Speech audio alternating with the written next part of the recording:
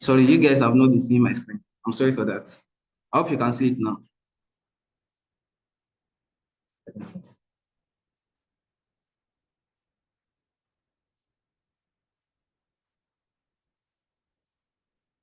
So access control is based on 3 elements or 3 components. Like you said, we have subjects, we have objects, and we have rules. So let's dive into the elements. So a subject can be defined as any entity or individual who requests access to assets. A subject can be defined as any entity, and that entity can be someone, it can be a computer, it can be a server, it can be a database, just an entity who requests access to your assets. That's it. Subject is requesting access to your assets. So the entity, like we said, may be a user, it may be a client, it can be a process or a program. So a subject can be any of that, right? But what they are basically doing is that they are requesting access to the assets. So a subject is the initiator of a request for service, right? So subject is asking object or a service from, it's an asset. It's like a client and a server.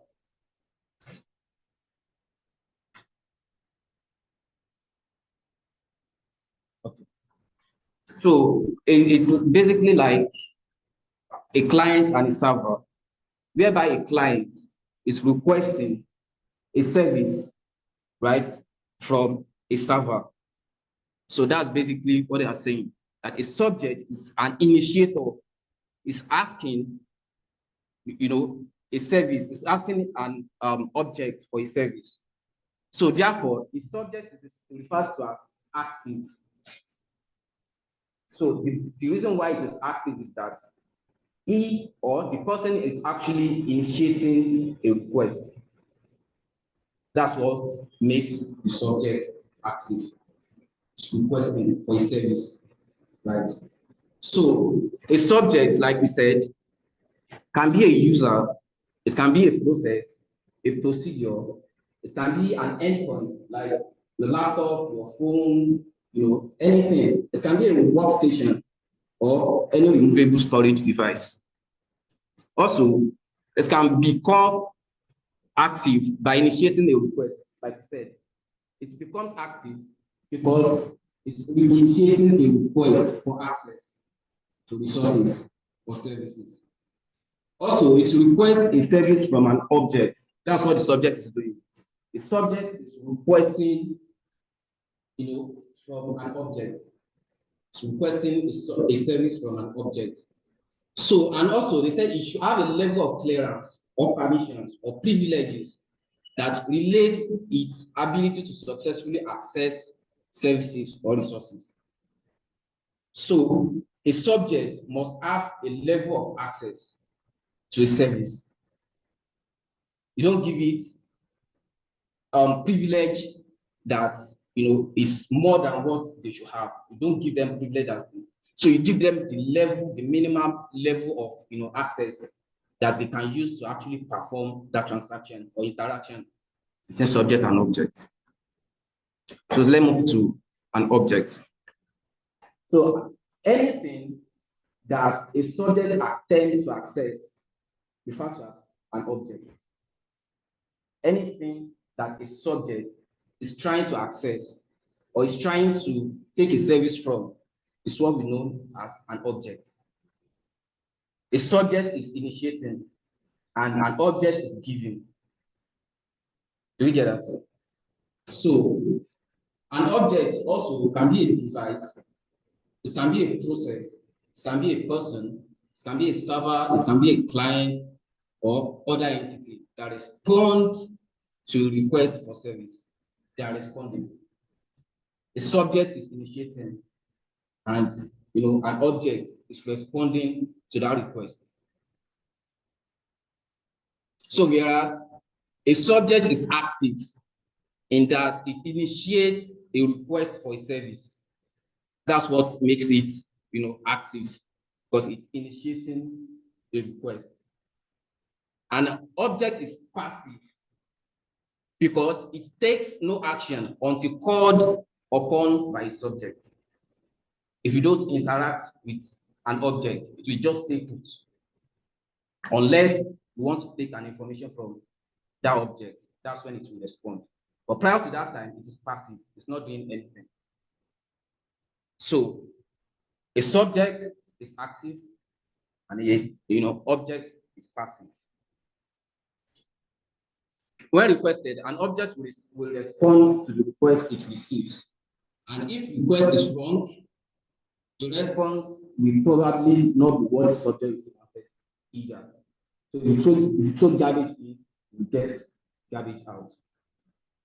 Right? If you don't have level of access to one particular area of the database, you don't go there. If you go there, you will see an error that basically you don't have the permission to request a service from this area. So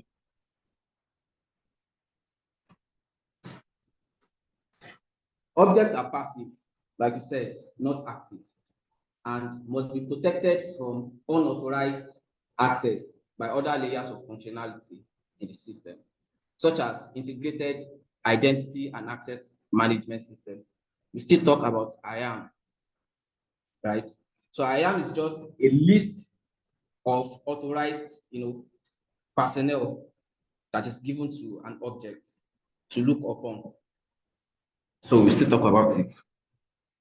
So an object has an owner, right? And the owner has the right to determine who or what should be allowed to access their object, right? So an asset has an owner, and the owner will be the one to determine the level of access that is going to give the person that is trying to initiate a request from the object. So quite often, the rules of access are recorded in a rule base or access control list. So basically, access control list is a list of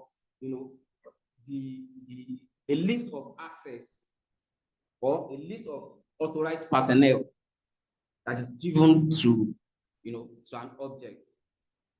So if you are coming, the object has the list of people that should have access to that object.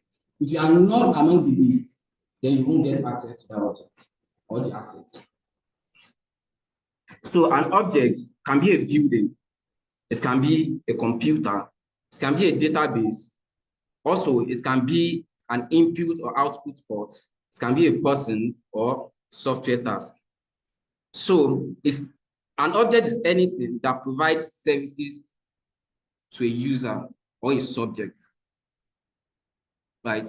So it's anything that provides services to a user or a subject. So it's passive, like we said. An object is passive. And also, an object responds to a request. So a subject will initiate a request, and an object will respond to that request. Also, it may have a classification, like so. So let's move to the third element, which is the rules. So an access rule is an instruction that is developed to allow or deny access to an object by comparing the validated identity of the subject to an access control list. So some access has been given, or list of people that should have access to a particular asset has been given to an object. So if you are not among the list and you are trying to log in, it will throw an error or tell you that you don't have an authorized access. So an example of a rule is a firewall access control list. So by default, firewall deny access from any address to any address. In networking, that will be 0.0.0.0 on any port. So for a firewall to be useful, however, it needs more rules. So we call it explicit rules. So that rules will be given to a firewall by an administrator, right? That, okay, if a request is coming from this IP address, block it or allow it. But by default, it has implicit rule that anything that is coming, block it, don't let it out, don't let it in, unless or until it is configured by an administrator, which is an explicit rule that, okay, allow this, then block this. So a rule might be added to allow access from the inside network to the outside network. So basically, a rule in a firewall is two-way. It's either a rule coming from the outside to an organization or from an organization outside to the world. So a rule may be given to a firewall that anything that is coming outside the organization, block it, or anything that is going out from the organization, allow it or block it. So basically here we are describing a rule that allows access to the object outside network by the subject having the address inside the network. So another example is when a user or a subject attempts to access a file, right? It's trying to initiate or request for a file from an object. So a rule validates the level of access that that person will have, right? To do this, the rule will contain or reference a set of attributes that define what level of access has been determined to be appropriate. Is the person going to have an access to delete or execute or write, or the person doesn't even have any access to that file except to just read or write? So it all depends on the owner of that asset. So a rule, like you said, can compare multiple attributes to determine appropriate access. Maybe, user A have an access or has an access to write, delete, and execute. And user B only have an access to write alone. So if user A is accessing an asset, the object will check its access control list to determine if that user A has the all three access to read, write, and execute, or just to write. So if user B is trying to perform the function of user A, which is to read, write, and execute, if user B tries to actually say the user B has a right access alone, and user B tries to execute, it will throw an error because it doesn't have that level of access. Also, a rule allows access to an object. Like I said, a rule allows access to an object. So a rule also defines how much access is allowed. Also, it denies access to an object. Like you said, if it is implicit rule, it will deny both going and coming. Anything that is coming, just block it. Or it can do one of the two, block the one that is coming and allow the one that is going out. So also, it can apply time-based access. So that's that about that. So let's move to defense in depth. As you can see, we are not just looking at system access. We are looking at all access permission, including building access, access to server rooms, and access to networks, application, and utilities. These are all implementation of access control and are part of a layered defense strategy, also known as defense in depth. So defense in depth is an information security strategy that integrates people, technology, and operation capabilities to establish variable barriers across multiple layers and mission of the organization. Basically, what this is saying is that defense in depth is just a security strategy whereby you have a layer of security or countermeasure in place, so that if one layer fails or an attacker breaks one layer, there is another layer there for you to thwart or to fight that attacker. And if the attacker breaks that layer, there is another layer that is there to fight the attacker before they can actually get into your assets. It's just like an onion that has multiple layers. Just think of it like a device that is put in place that, okay, if an attacker breaks this firewall, there is IPS in place. If he breaks the IPS, there is another thing in place to fight the attacker, just to delay the process of trying to attack the assets. So it's a multiple layer of security that is put in place to thwart or fight an attack. So it applies multiple countermeasures in a layered fashion to fulfill security objectives. So defense in-depth should be implemented to prevent or deter a cyber attack. That's the function, just to fight cyber attack. But it cannot guarantee that an attack will not happen or will not occur. Like you said, there is no system that is 100% secure. That's never happened. They will always find a way to attack it. But you can put some countermeasure in place so as to fight the attacker. Just to buy time for yourself to detect that, okay, someone is trying to break into our network. So how can we fight this person? So during the process of trying to find a way to fight the attacker, those tools or countermeasure you put in place will be fighting the attacker for you, pending the time you come out to fight it yourself. So a technical example of defense in-depth in which multiple layers of technical controls are implemented is when a username and password are required for login into your account, right? Then after logging in, it will be followed by a code sent to your phone, right? So in order to verify your identity, you put your username, then you put your password. That's to authenticate you. Then after authentication, it will have to verify whether you are the one, right, by sending a code to your phone. So that's another layer. Even if an attacker hijacks or knows your username and password, they will still need to have the phone, because without the code, they won't be able to actually access the assets. So that's what we mean by multiple layer of security, defense in-depth. So in the form of MFA, which is multi-factor authentication, using methods on 2 layers, something you have and something you know. I hope you can remember that. We talked about it. Something you have and something you know. In this case, something you have is your phone, the PIN code, right?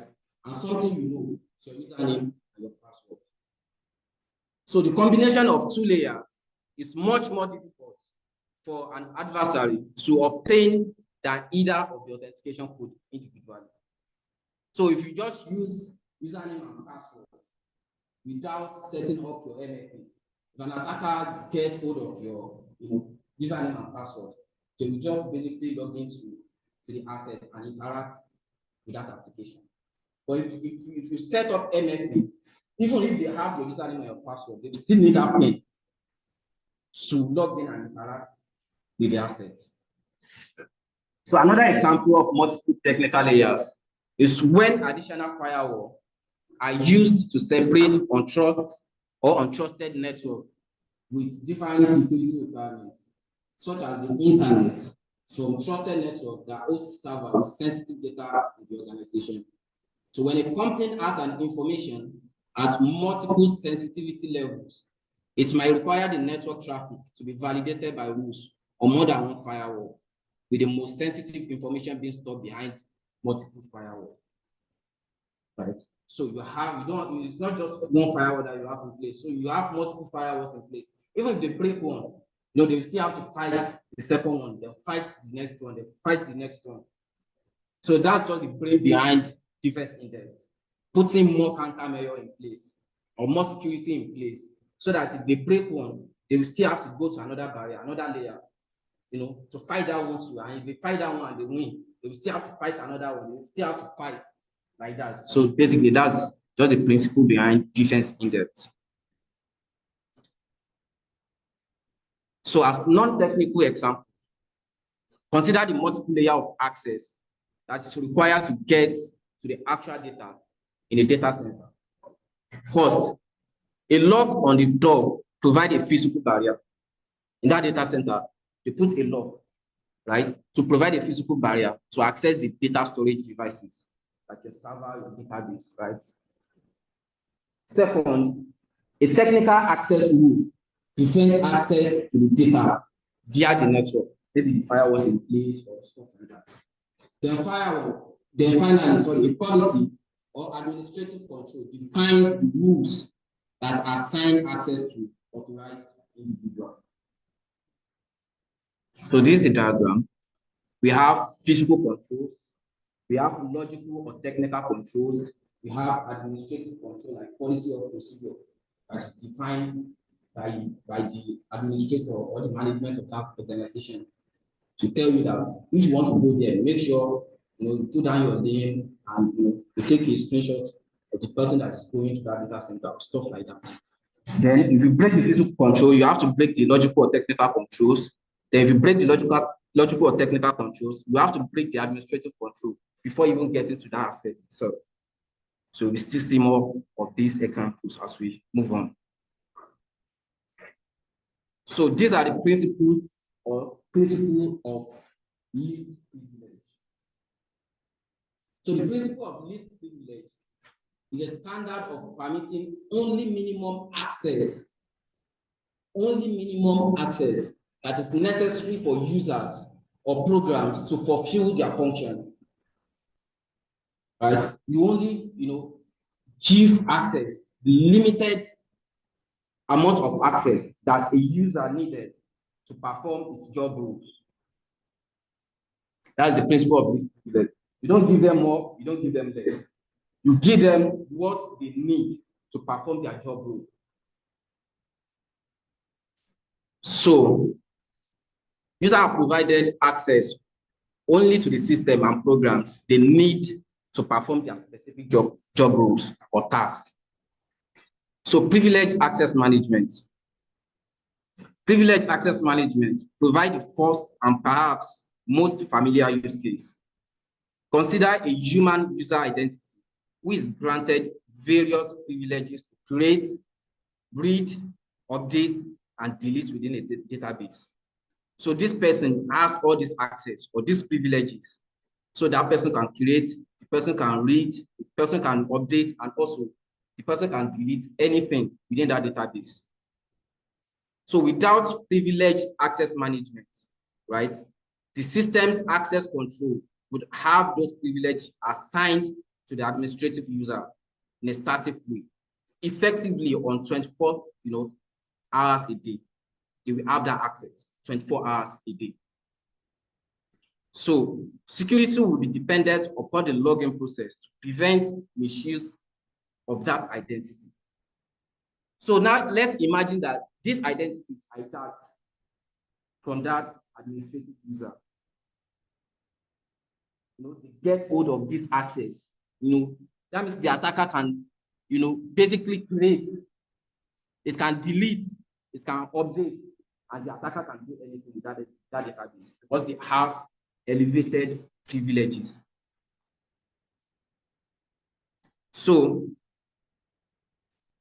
just-in-time privilege access management, by contrast, include role-based specific subset of privileges that only become active in real time when the approved identity requests use of a resource or service. So just in time or JIT is just basically given level of access that user needed at the time they need that access. Only when they need that access, that's when you give them that access. Basically, we talk more about that. So consider this scenario explaining why privileged access management is so important. ABC incorporates as a small IT department that is responsible for user provisioning So when we talk about user provisioning, that's, you are creating, maintaining, and deactivating users. That's what we are doing. That when we are talking about user provisioning, that means you are creating a user, you are maintaining a user, and you are trying to deactivate users. So IT department that is responsible for user provisioning, that means that department is responsible for creating, maintaining, and also deactivating a user, and administering systems. To save time, the IT department employees added their IDs to the domain admin, right? So effectively giving them access to everything within the Windows server and workstation environment, while reviewing an invoice that was received via email. They opened an email that had a malicious attachment that initiated a ransomware attack. So basically, a ransomware attack is a type of malicious software that locks your computer or files until the ransom is paid or you give them money. That's when they release your data from the bank or your file. So when they inject that malicious software into your system, you won't be able to access anything. So they will tell you that in order to access your sensitive data again, you have to pay them or you have to pay ransom. So that's ransomware.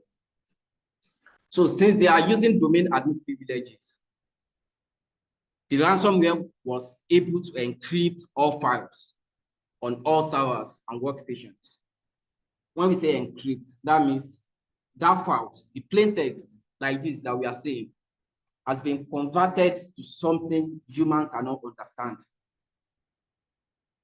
Basically, it will just be like a jangles. You will not understand it. Unlike ABC, it will be something, it can be comma, hyphen. So you will not understand it until you have the key to turn it back to the plain text.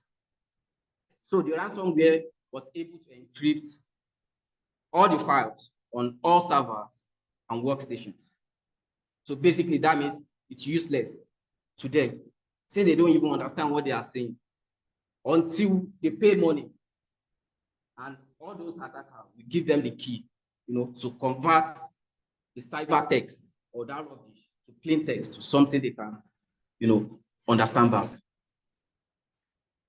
So a privileged access management solution could limit the damage done by this ransomware if the administrator privileges are only used when performing a function requiring that level of access. Right? If you give them access only when they need it, it's not that you give them that access 24/7. Even when they go home, they still have that access. So you only give them that access, that privilege, that elevated access only when they want to perform the job that requires them to use that level of access. You don't give them by default and run 24 hours a day. So you only give them that level of access when they need it, so as not to be hijacked by in their hand by an attacker. So routine operations such as daily email tasks are done without a higher level of access. You want to browse, you want to just interact with your system. You don't need an elevated level of access. So just standard, access or privilege that you can basically use to perform something of a lesser access or task. So privileged accounts. So privileged accounts are those with permission beyond those of normal users, such as managers and administrators. So they have a level of access or privileges or permissions that is beyond the normal users. So that means basically they can do what every other person cannot do. They can delete, they can update, they can do all sorts of things within that database, right? Unlike normal users, maybe they can only view or stuff like that. So broadly speaking, these accounts have elevated privileges and are used by many different classes of users, including system admins. These are the people that use privileged accounts or elevated accounts. One of them is system administrators, who have the principal responsibility for operating systems, application deployment, and performance management. Another person that have privileged accounts access is help desk or IT support staff. So they often need to view or manipulate endpoints, servers, and application platforms by using privileged or restricted operations. Also, security analysts to need privileged accounts. So that they may require rapid access to the entire IT infrastructure, systems, endpoints, and data environment of the organization. So these are among people that have privileged or elevated access: system admin, help desk, security analyst. So other classes of privileged user accounts may be created on a per client or per project basis. So if there is a project in your company and they require some level of access or privileges, you can decide to create it for them, right? So to allow a member of that project or client service team to have greater control over data and applications. So these few examples indicate that organizations often need to delegate the capability to manage and protect information assets to various managerial, supervisory, support, or leadership people with different level of authority and responsibility. So this delegation, of course, should be contingent upon trustworthiness, since misuse or abuse of these privileges could lead to harm for the organization and its stakeholders. So let's see the measures that are used to moderate the potential or elevated risk from misuse or abuse of privileges. So one, more extensive and detailed login than regular user accounts. So the system admin or the security analyst, we have more extensive and detailed login than regular user. So they will even give them, they will monitor them than other users. They just have, other users just have standard access or privileges. So no much attention to give it to them, unlike people that have the key to the organization. So they must have more extensive and detailed login than regular user accounts. So everything they are doing is being logged and they are being monitoring it. So the record of privileged account actions is vitally important as both a deterrent and an administrative control. So more stringent access control than regular user accounts, like you said, yeah. So they will give them more strict access control than regular user, because they know that if they get hold of that level of access that they are holding, the complaint is done. So they will have more stringent access control than regular users that have just standard, access. Also, they will have deeper trust verification than a regular user account. So, and also, they will have more auditing and regular user accounts. So they will audit everything they are doing. The open file to be audited. Anything they are doing within the organization be audited, so that if anything happens, they will not deny it, that they didn't do it. So let's check the example of privileged access. So privileged access is not always related directly to user or identity. So it can also be a system or system process that is accomplished by a program. For example, a customer service representative may need to reset the password of the customer account, but they do not need to edit the account or account. So they should not be granted administrative privilege that will allow them to do more than they need. So they will only be given the level of access or privilege to perform their job roles, nothing less, nothing more. So a privileged access program could be developed that allows the customer service representative to execute a program that updates the password. So the program has privileged access to update the password, but the customer service representative does not have the ability to interact with the customer's account. They don't need to interact with the customer account or check the customer balance. That's not their job, right? So, and they should not be given that level of access, except, the one that they need to perform their job. So another example of privileged access is the use of the super user sudo. So basically, sudo command is used in Linux environments. If you want, for example, maybe you want to execute a file or a program. So in Linux, immediately you want to open that program. If that level of access you are using before wanting to open that program doesn't require an admin or privileged, user, it will not ask you for that. But immediately you want to open a file or a program that require a level or a privileged access, then you use sudo, that I'm super user. Then the Linux will ask you for password to verify that, okay, whether you are a super user that you claim to be or not. So if you enter the password to log you in, or if you enter the wrong password, then it won't give you that level of access until you get that password right. So the sudo command allows a user to temporarily assume the access of a user with higher privileges to perform an activity. Once that activity is completed, the privileged access is removed and the user is returned to their previous level of access. So it will keep, giving you that level of access to do everything you want to do within the Linux environment. So immediately you execute that program, it will take you back to the level of access you were before, right?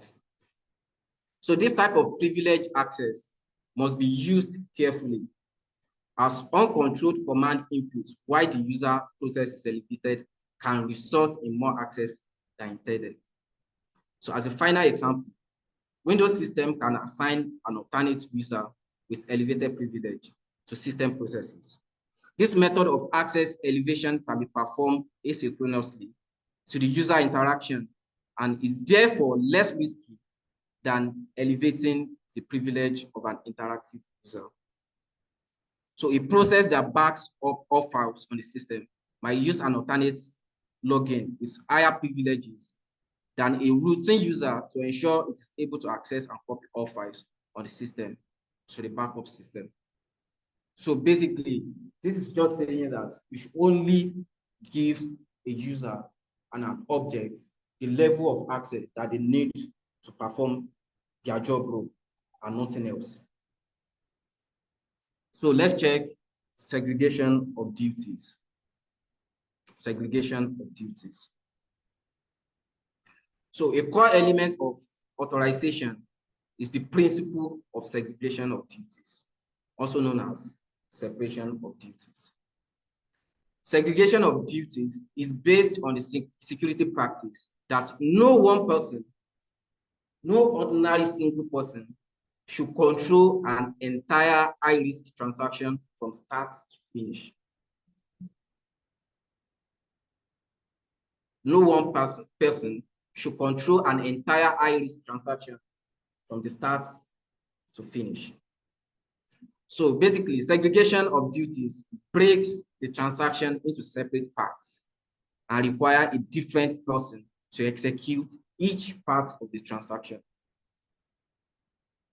So for example, an employee may submit an invoice for payment to a vendor or for reimbursement to themselves, but it must be approved by a manager prior to payment.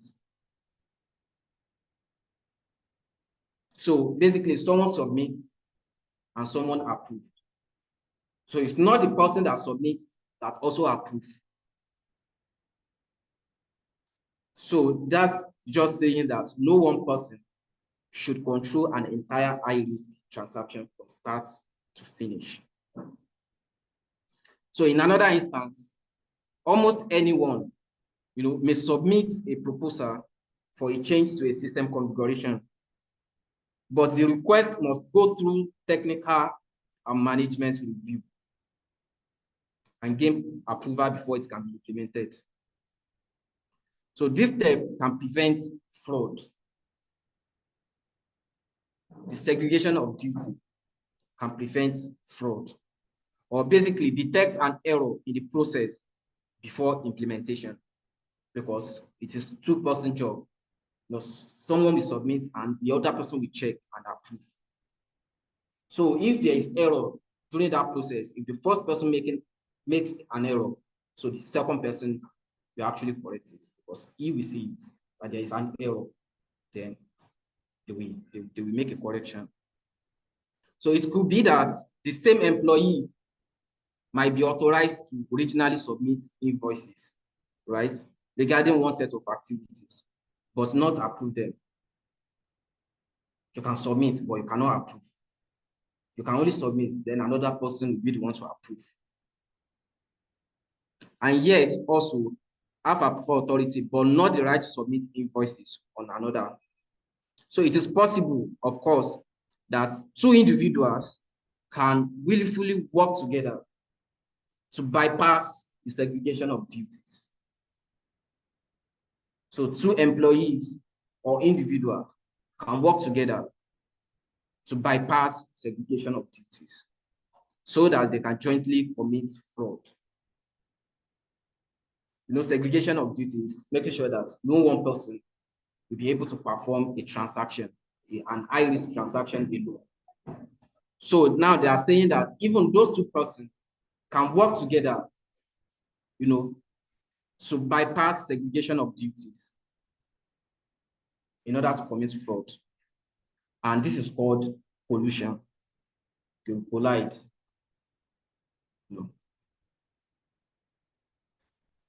So another implementation of segregation of duties is dual control.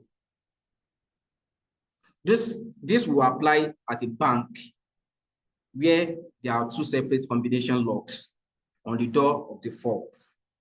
So some personnel know one of the combination and some know the other. So maybe some department know half of the password and another department know the remaining half of that password, right? So two people must work together to open the vault. Thus, the vault is under dual control. So that means no single individual entity will be able to perform that job. So if you have one key and another department have one key, so you will bring your key and that department will bring their key. Then two of you can open that vault. But no single one person will be able to perform that job. So that's dual control. So the next check, two-person integrity. So two-person integrity.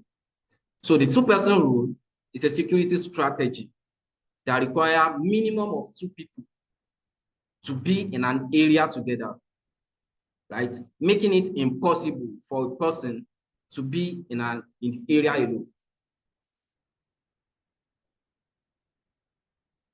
So basically, this actually applies in bank.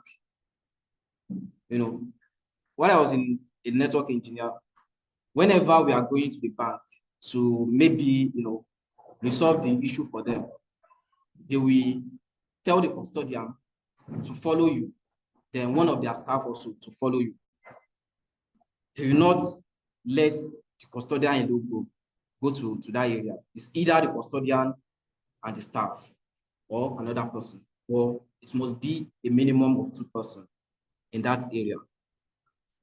So many access control system prevents an individual card holder from entering a selected high security area unless accompanied by at least one other person.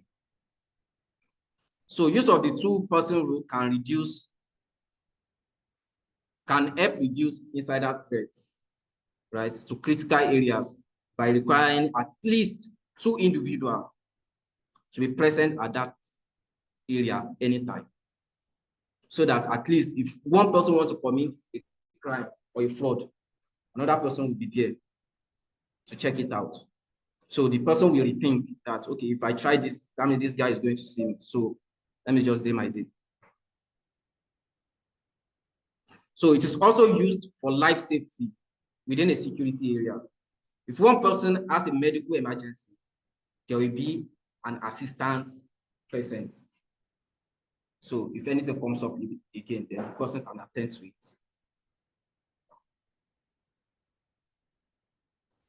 So we have authorized versus unauthorized personnel. Subjects are authorized access to objects after they have been authenticated. So after a subject has been authenticated to an object, right, they have authorized access. That means the level of what they can do within that space.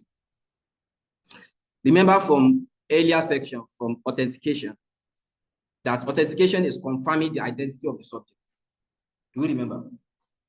That the authentication is trying to confirm the identity of the subject. So once a subject has been authenticated, the system checks its authorization to see if it is allowed to complete the action it is attempting to perform. So after you've been authenticated, then you'll be authorized to see the level of access you have in that database. Maybe you have an access to delete, or you have an access to update, or you have an access to write. So that will only occur after you've been authenticated to an asset or an object. So this is usually drawn via a security matrix accessed by the system controlling the access based on pre-approved levels. For example, when a person presents an ID badge to the data center door, the system checks the ID number, compares that to a security matrix within the system, and unlock the door if the ID is authorized. So basically, the security matrix has a list of authorized personnel that can have access to that data center. So if you present your ID to that security matrix, it will check the access list that maybe you are among the people that have an authorized access to that data center. Then if you have an authorized access, it will let you in. If you don't, it will block you. You won't be able to enter. So if the ID is not authorized to unlock the door, it will remain locked. So in another example, a user attempts to delete a file.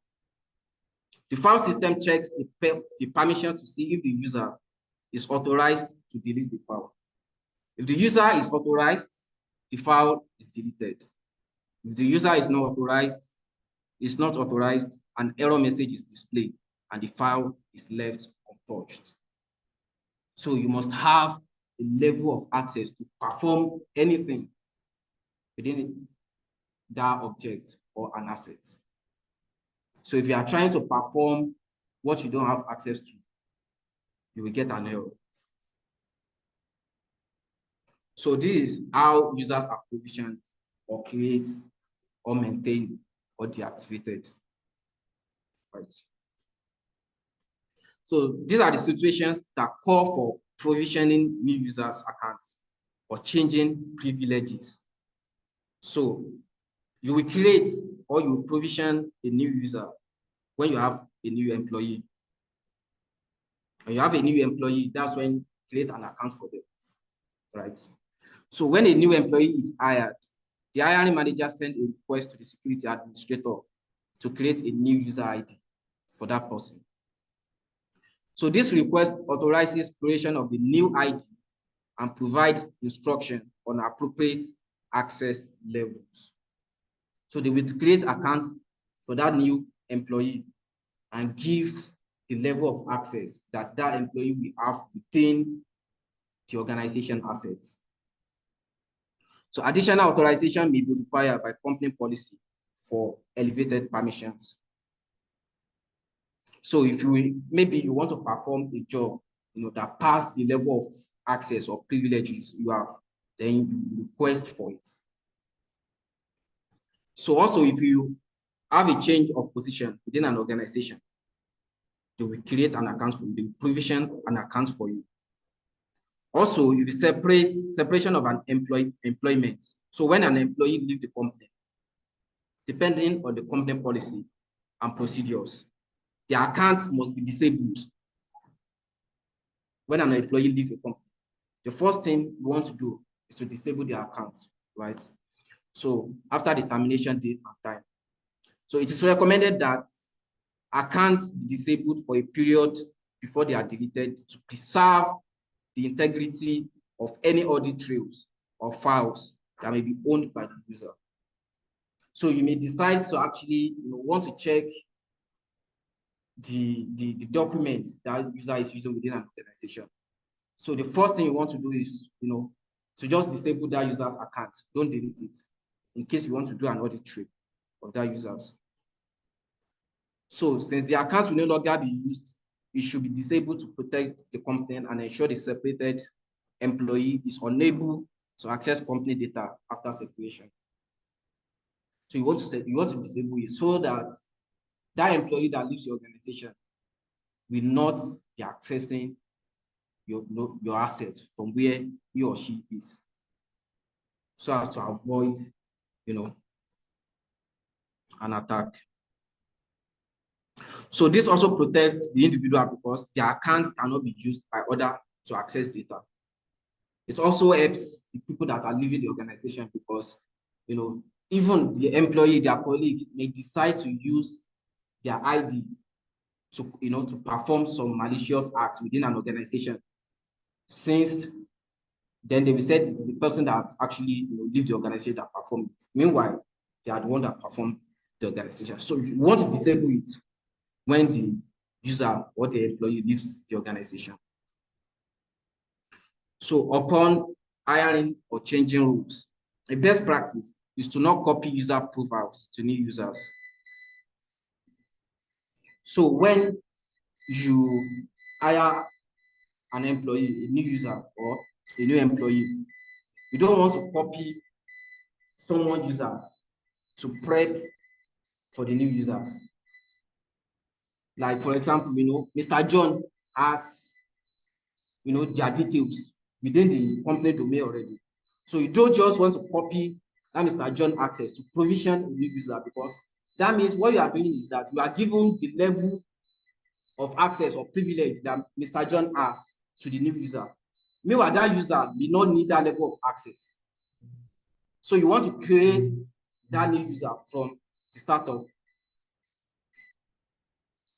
So for example, if an employee is given additional access to complete a task, and that access is not removed when the task is completed, and then that user's profile is copied to create a new user ID, the new ID is created with more permissions than are needed to complete their functions, even when they don't need elevated access, because you copy the account of the person that has elevated access or privileged access to the new user that doesn't require it. So basically, that access will be transformed or be transferred to that new users as well. So it is recommended that standard rules are established and new users are created based on those standards rather than an actual user. So that means there should be a default procedure on how to create new user rather than just copying someone that is in an organization already to create a new user that is coming into your organization. So let's check the benefits of multiple controls. So what is this? So they are saying you to consider a door, right? A door with multiple locking mechanisms, such as deadbolts and a doorknob lock. Having two locks provide more security because both locks must be open to gain access. You have to open the two locks before you can have access to inside the house. If access is unauthorized, it will take the threat actor longer to get through both locks, right? Increasing the chances that they will be caught in the act of breaking in. they will have to break in one lock. Then after that, they will have to fight the second lock too. So during the process, they may be caught. So on the other hand, the criminal may choose to kick the door in rather than spend time picking two locks. In this case, having two locks on the door may cause additional damage to the door frame that is opened by brute force. Sorry.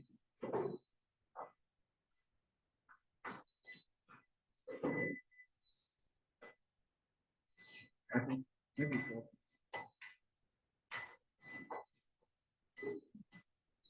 Okay. Let's go.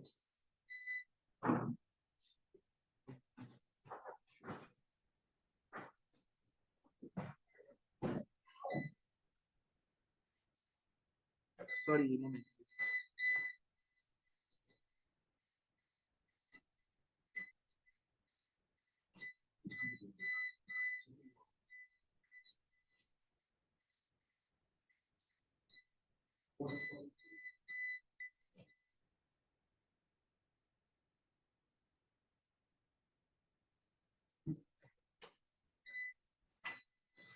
Maybe we should just continue. Yeah.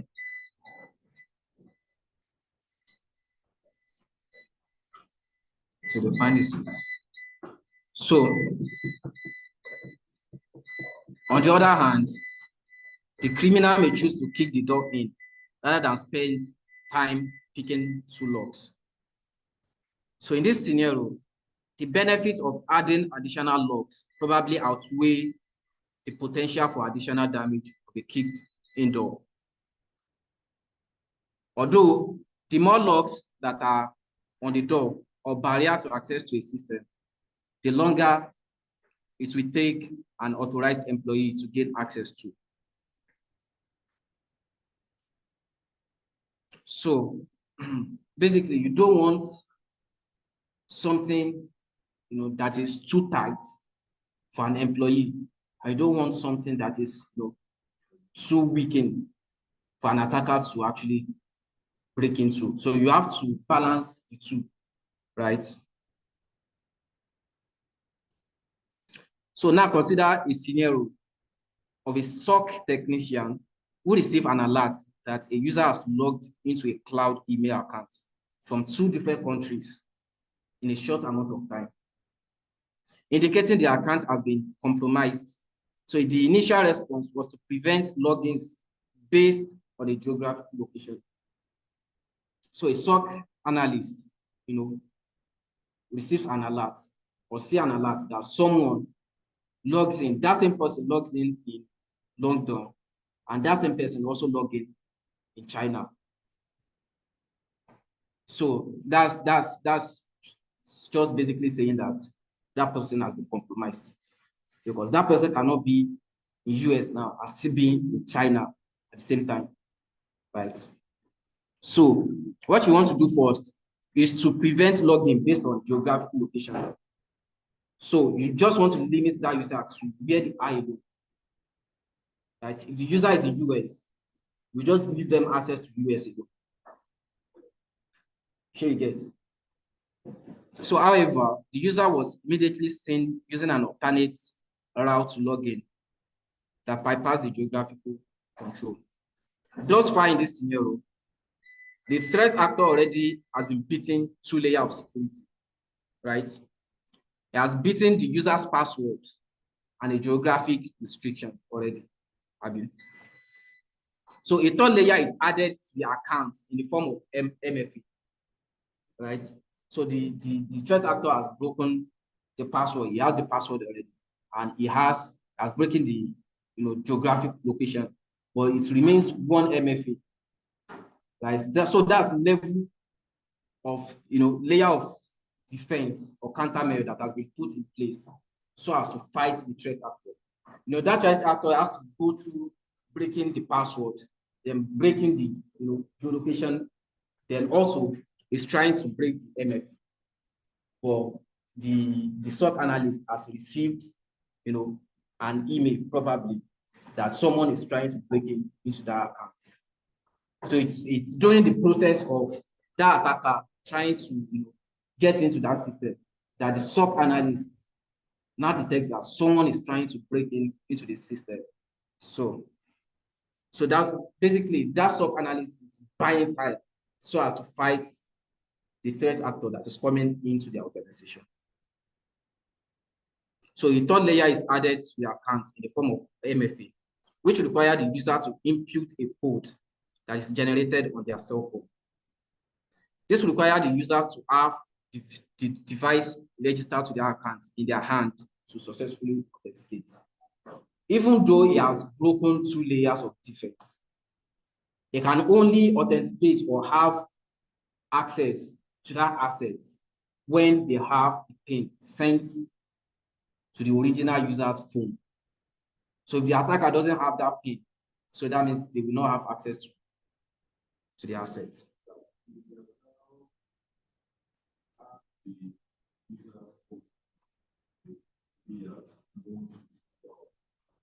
Okay.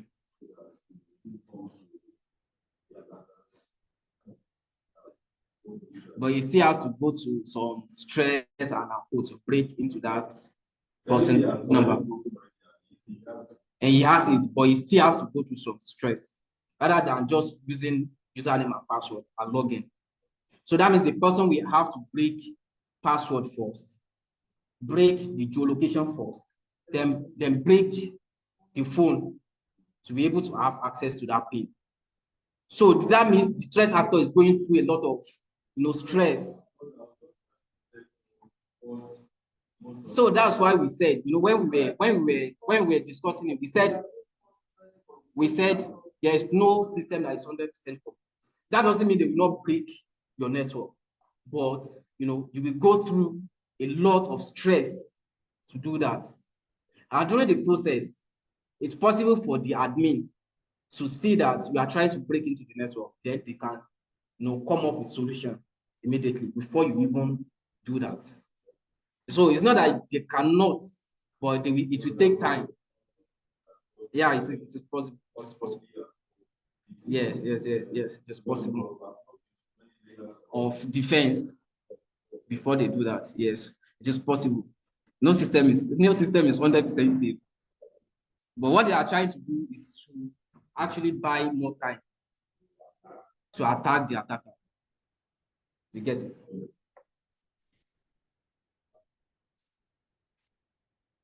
So multiple controls are recommended for all users with administrative access to ensure that access to critical system is only granted to authorized individuals.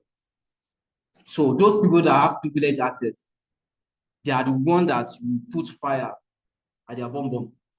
So that, if they hijack that privileged access from them, that the company is gone already. Because they have the elevated access. They can do anything within the organization, and the attacker gets hold of that access. So that means they can actually do anything with that organization. So those users or those administrative people, they will, yes. So those people, you have to even monitor them very well. Give them multiple layer of defense, right? And you have to access everything that they are doing within the organization to check whether they are the one that's doing it or someone else. So depending on company policy, additional layers of protection may be required and should be aligned with the company risk profile. So every security measures reduces productivity. The most secure systems and environments have severely limited functionality or productivity. The more tightened it is, the more it will be difficult for that company to actually get their productivity going smoothly. So too much security basically reduces the productivity past the value of any benefits. In general, you will not buy a $100 lock to protect a $75 bicycle. Like, it doesn't sound good. You want to protect a bicycle of $75, and you want, even after that, you want to buy something that will protect that bicycle, and that thing is costing you $100. And that bicycle you want to protect is just $75.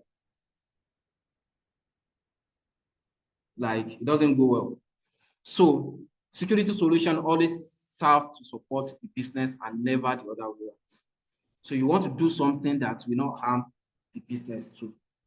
Even if you are trying to put layer of security or measure in place, you don't want something that will cost the company more than the assets you are trying to protect. You don't want to protect a fan of 10,000 and wanted to buy a lock of 200,000 to protect a fan of 10,000. So that you have to give it balance. So before you can buy a block of 100,000, that means you must have something worth millions of dollars to protect it.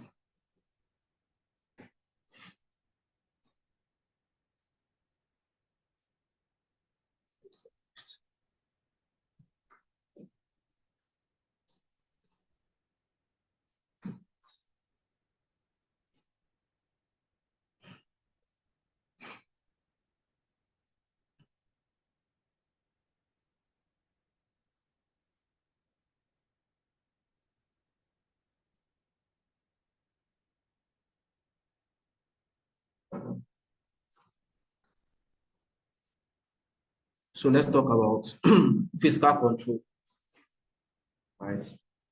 Physical control, so our assets. So physical access control are items you can physically touch. So basically, they are just, countermeasure that you put in place so that unauthorized person coming to your organization will not have access to your assets and the database or data in your organization. But they must be physical.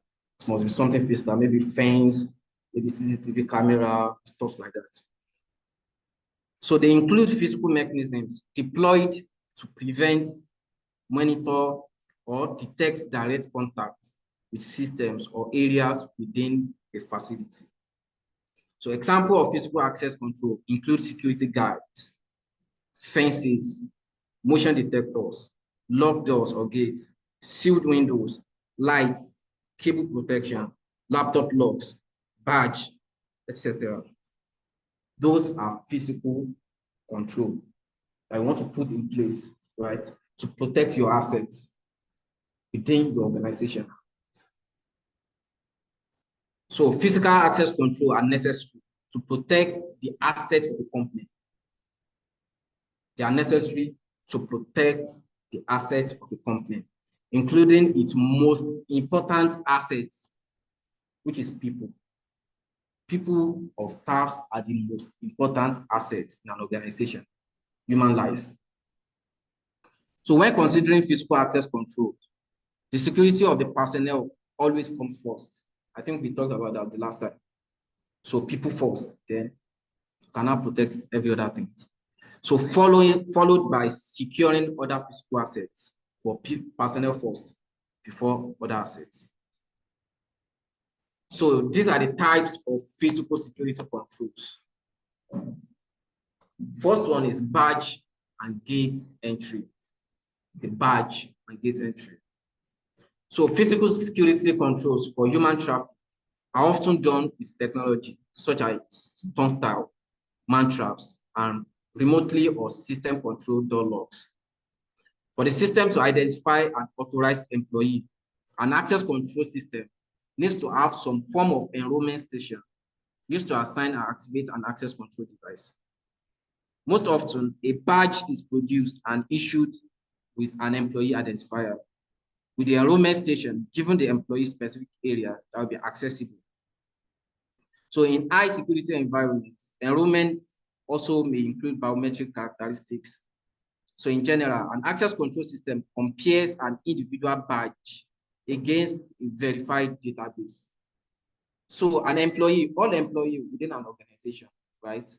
They have, like we said, all of them must have a level of access, right, to what they can do, maybe to what system they can access or to whatever they can do within an organization. So there is a database that has the record of all the employees. what they can do within an organization. So if you are trying to, access a data center, and you are not part of the people that have access to that data center, you are trying to enter that data center using your badge, right? That lock, that digital lock, will not allow you in because you are not part of that matrix, the access list, the people that are listed to have access to that data center. So the system are typically integrated with the organization logging system to document access activities for both authorized and unauthorized. So anything you are doing, right? If you enter a data center, you'll be logged that this staff entered this data center at this time. So everything you are doing will be logged based on that badge that you used to authorize the data center. So a range of card types allow the system to be used in varieties of environments. These cards include barcode. You can use barcode to have access to the data center using your barcode. You can use magnetic stripe, all these cards that they just stripe like this. Then it will let you in. Then proximity, smart, and hybrid of all of these. This can be a combination of barcode and magnetic stripe, or barcode and proximity, or barcode and smart, any one of them. Then we have environmental design.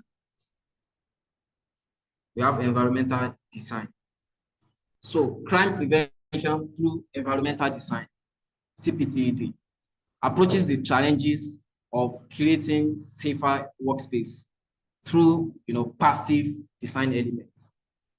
This has a great applicability for the information security community, as its security professional design, operate, and access the organizational security environment.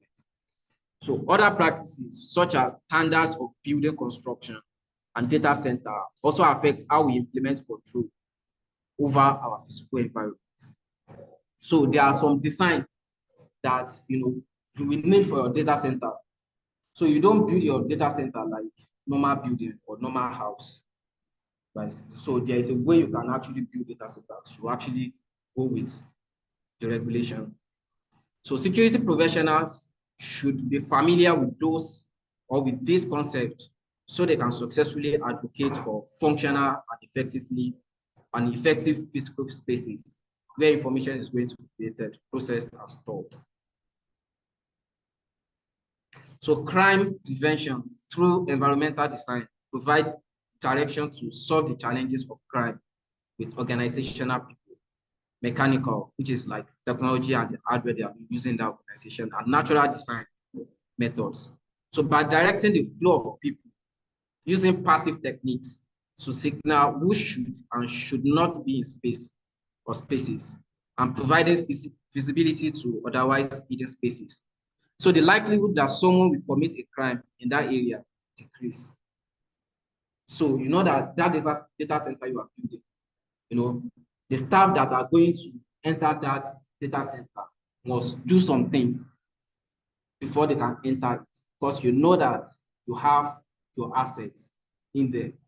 So all the users, all the employees that want to enter that data center must have, where they will put their name that, okay, at this particular time, they enter the data center to perform this particular task before they can enter, right? You yourself that you know that, okay, maybe you put your name down to maybe security guard office.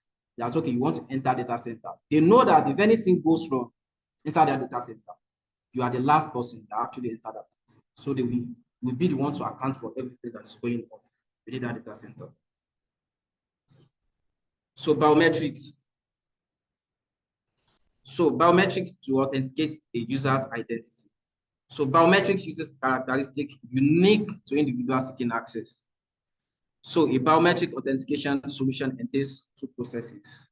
The first one is enrollment, where during the enrollment process, the user registered biometric code is either stored in the system or on a smart card that is kept by the user.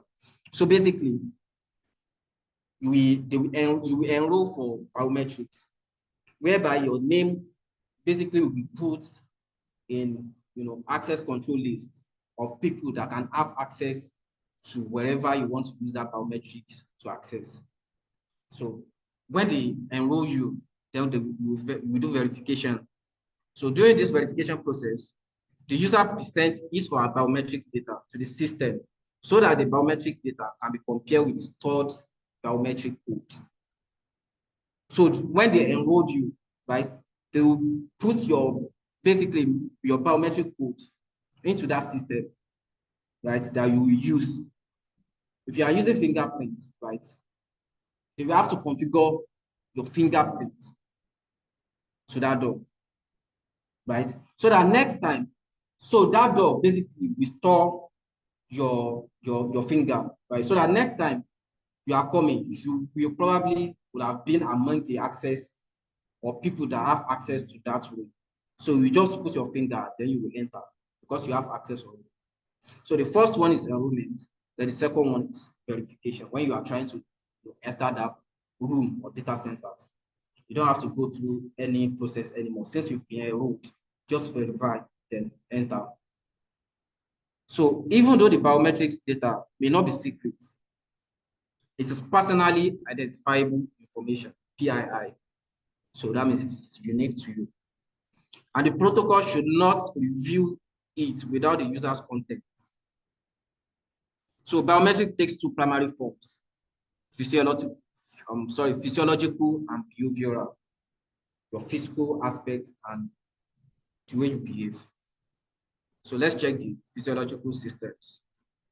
So physiological system measure the characteristics of a person, such as fingerprints, iris scan, retina scan, palm scan, and venous scans that look for the flow of blood through the veins in the palm. So some biometric devices combine processes together, such as checking for pulse and temperature of the fingerprint scanner to detect counterfeiting. Maybe you are the one or you are not the one. So the behavioral systems. So the behavioral system measure how a person acts by measuring voice prints or signature dynamics or keystroke dynamics. So as a person types, a keystroke dynamic system measure behavior such as the delay rates, how long person holds a down key, and transfer rate, how rapidly a person moves between the keys. So biometric systems are considered highly accurate, right? But they can be expensive to implement and maintain because of the cost of purchasing equipment and registering all users. So users also may be uncomfortable with the use of biometrics, considering them to be an invasion of privacy or presenting a risk of disclosure of medical information. For example, retinal scans can disclose medical condition. So if you use retinal scan, you just, for example, if you are using all this iWatch, they have maybe your heart rate is, some percentage. They have it recorded already. So anytime you are using this kind of device, it will bring all this your heart rate, logs to that new devices you want to use. So people are afraid to be using all this retina, stuff in an organization because they know that if they use it, their medical record will be brought to the organization automatically. So a further drawback is the challenge of device sanitization.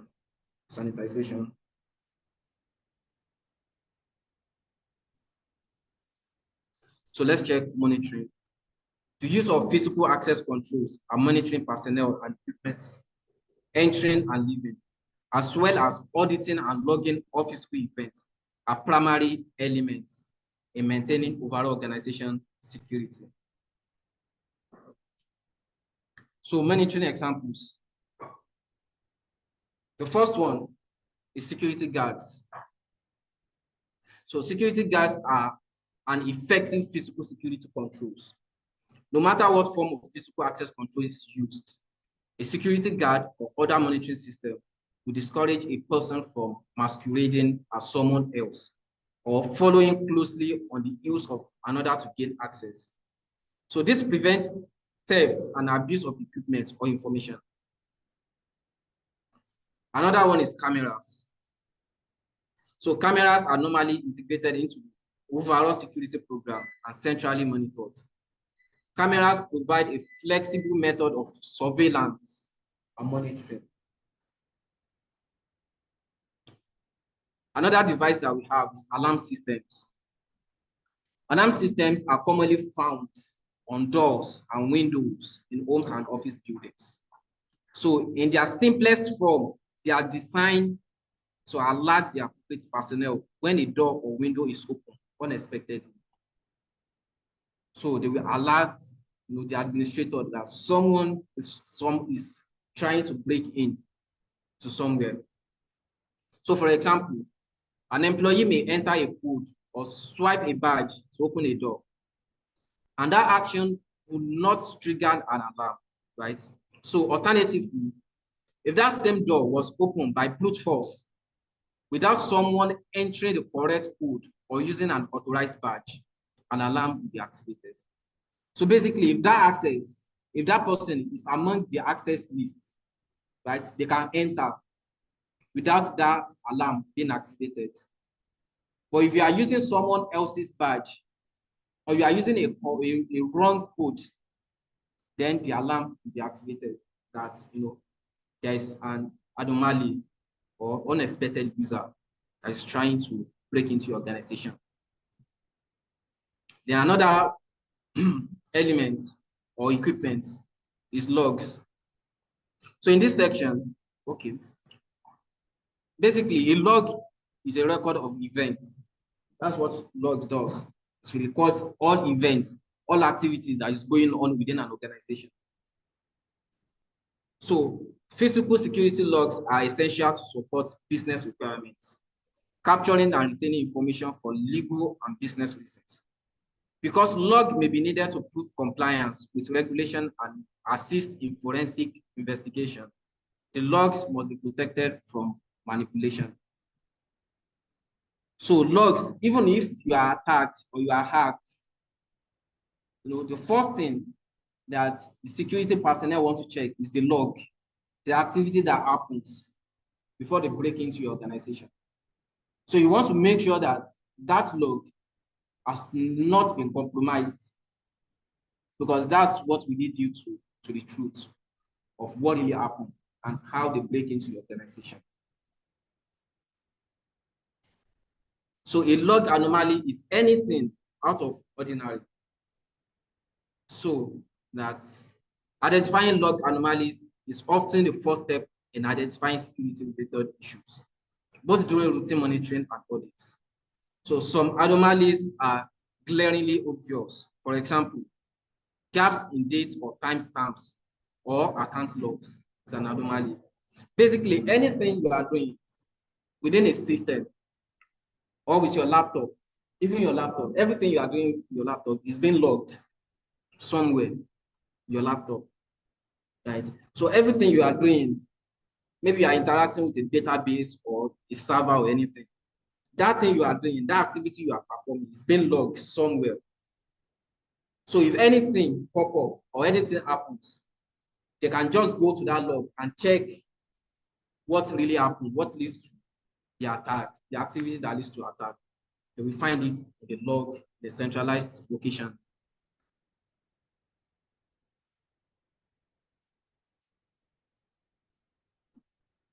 So basically, business and legal requirements for log retention will vary among economies, countries, and industries. Some businesses will have no requirement for data retention, for how long you want to hold customer data. Some companies don't care, or some countries don't care. If you like, retain it. If you like, delete it. So others are mandated by the nature of their business or by business partner to comply with certain retention data. For example, the payment card industry data security standard, PCI DSS, require that business retain 1 year of log data in support of PCI, personal card, So some federal regulation includes requirements for data retention as well. If a business has no business or legal requirement to retain log data, how long should the organization keep it? So the first people to ask should be the legal department. Most legal departments have specific guidelines for data retention, and those guidelines, they drive the log retention policy. So, when you are basically, maybe you are registering for something online, so that site might probably tell you that they are going to retain your data for 10 years or 5 years or 2 years based on policy. And there are some organizations or countries that doesn't even care. You don't want to retain your details or your PII. So it varies between an organization.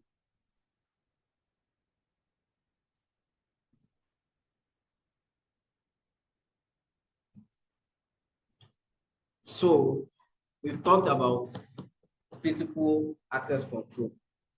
Right? So let's check logical access control as well.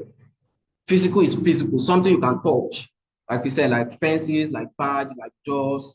Those are physical things to deter an attacker from entering your assets or your database, your data center, I mean. So let's talk about logical access control. So whereas physical access control are tangible methods or mechanisms that limit someone from accessing an area or asset. But logical access control are electronic methods that limit access to systems and sometimes to tangible assets or areas. So physical are something you can touch that will limit someone to access your assets. But logical access control, they are based on electronic methods, maybe firewall and stuff like that, to stop an attacker. So we have types of logical access control. One of them is passwords. It's logical. Biometrics is logical. Badge or token readers connected to a system too is logical. So these types of electronic tools limit who can get logical access to an asset, even if the person already has physical access. Even if you have physical access, right, they still need some logical access to be able to break into an organization. So let's check discretionary access control, or DAC. So DAC is a specific type of access control method that is enforced over all subjects and objects in an information system.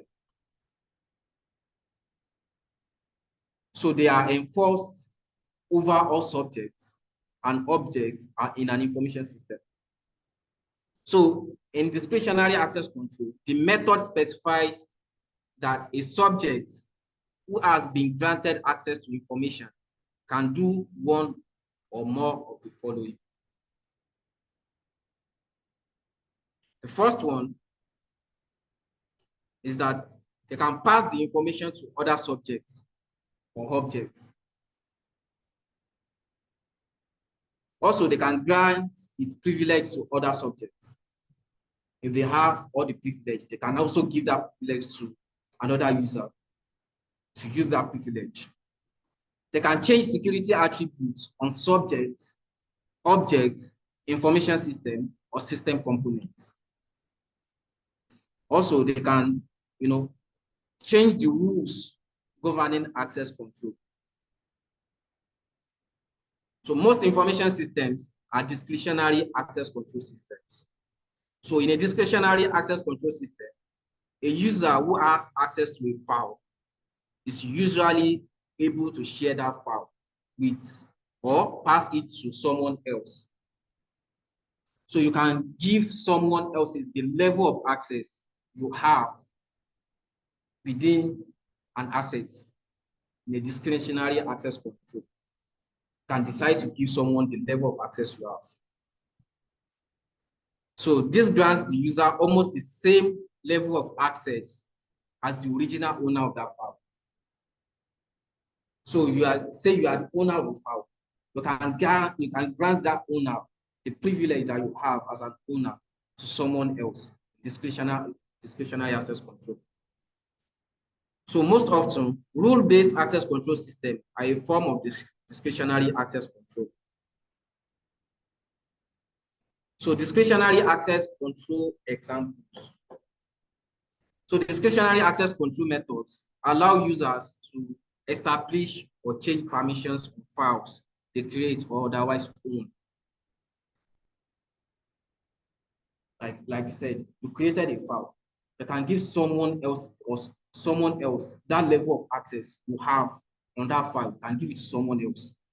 So basically, that means that person to have the level of access you have within that file. So Steve and Aidan, for example, are two users. They are subjects, right? In a Unix environment. So basically, Unix environment is just like your Linux and your Ubuntu stores. So your Unix environment operating with discretionary access control in place. So typically, systems will create and maintain a table that maps subject to objects. So as shown in the image, at each intersection, there is the set of permission that a given subject has for a specific object. Many operating systems, such as Windows and all Unix family trees, including Linux and iOS, use this type of data structure to make fast, accurate decisions about authorizing or denying access requests. So this is the level of access that Aidan has. So Aidan can read, he can write, he can execute. In file 1, Aidan can do all of this. In file 2, Aidan can only read and execute, but he cannot write. Steve here can read, but cannot write and execute. While in file 2, Steve can read and write, but cannot execute. That's what they are capable of doing within that files. So an object access control list shows the total set of subjects who have any permissions for that specific object. An object control list shows the total set of subjects who have any permission for that specific object. So a subject capability list shows each object in the system for which said subject has any permissions. So like you said, these are the permissions that Aidan and Steve has within these two files. So this methodology relies on the discretion of the owner of the access control object to determine the access control subject specific rights, right? So the owner of that file will be the one to determine the level of access you will have within that file. So they will use their discretion to give you the privilege or the access to interact with that file. So hence, security of the object is literally up to the discretion of the object owner, like you said. So discretionary access controls are not particularly scalable. They rely on the access control decision made by each individual object owner. So, and it can be difficult to find the source of access control issues when problem occurs. When you have the same level of access that the owner of the file has. So if anything happens, it will be difficult to even determine who does what. The owner will not know, maybe it is user A that perform one specific action because that user A has all the permissions too. You will not know that maybe it is user B because that user B too has all the privileges, elevated privileges.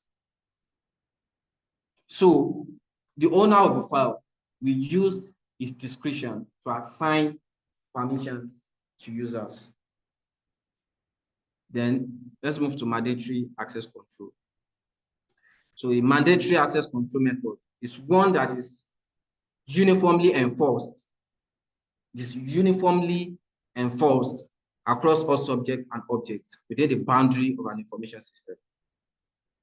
So in simplest terms, this means that only properly designated security administrators as trusted subjects can modify any of the security rules that are established for subjects and objects within the system.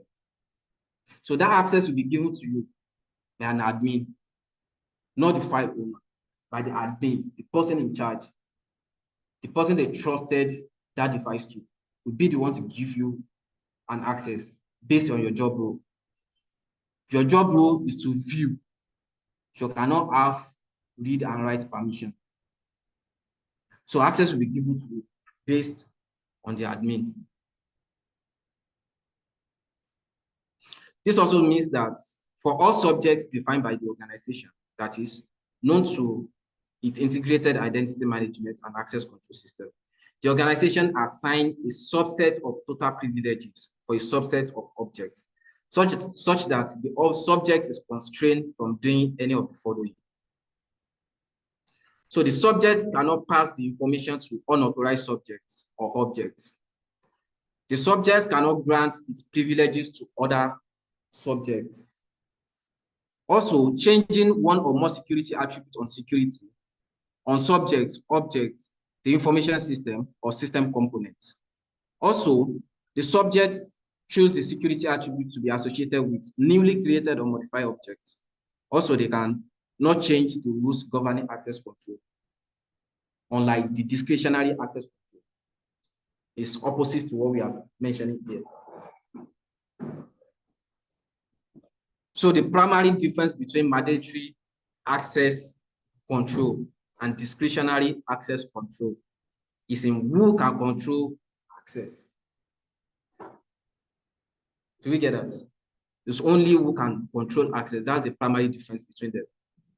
So with mandatory access control, it is mandatory for security admin to assign access rights or permissions. But with discretionary access control, it is the object owner's discretion. So in mandatory access control, the admin will be the one to give you the permission that you need. But in discretionary, access will be given to you based on the owner's discretions.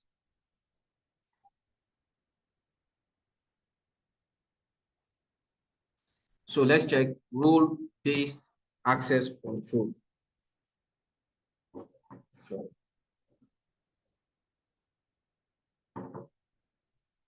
Role-based access control.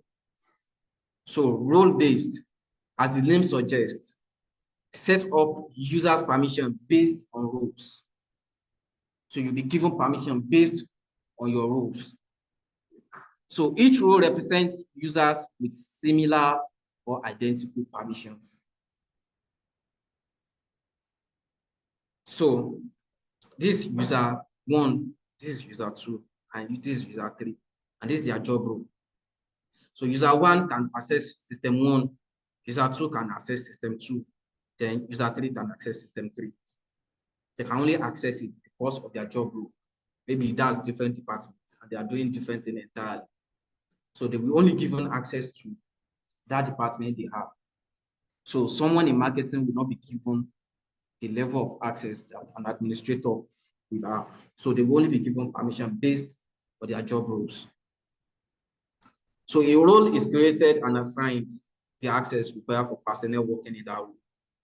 When a user takes on a job, the admin assigns them to the appropriate role.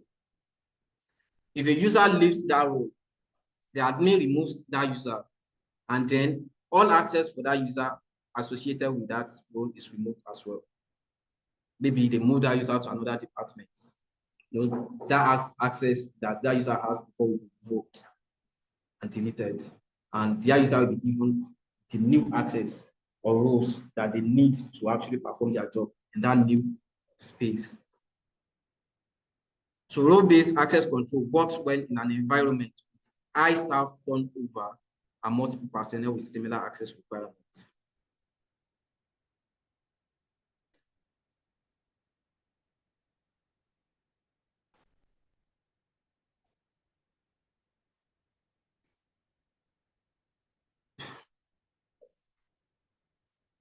I think I'll be stopping here today. Then we take the chapter summary and the exercise tomorrow morning. Should we do it like that? This is 6:23 already. Or we should take the chapter summary, then we should put the exercise tomorrow.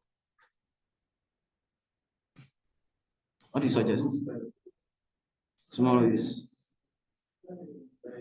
9 to 11, please. You stop here. It's 2 hours. So we should continue tomorrow, right? From here. Then we can do revision of everything we talked about today, then move to exercise. You are just joining us today. But you have access to all the materials that we sent to the group. The previous classes, if you don't. Are you in the group? You also joined today.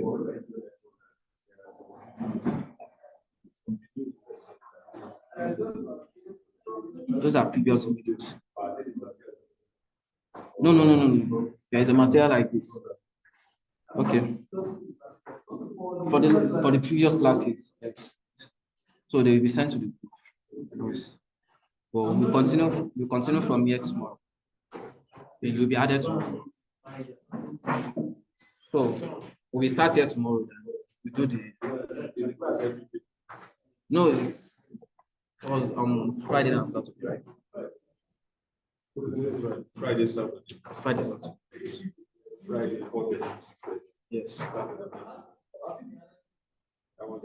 will add it to.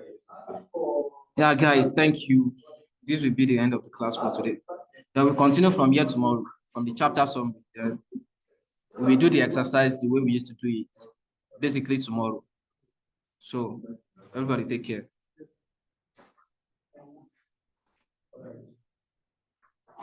So you'll be coming tomorrow, right? Okay.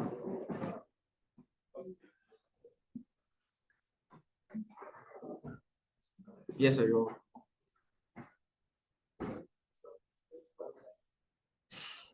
How far with your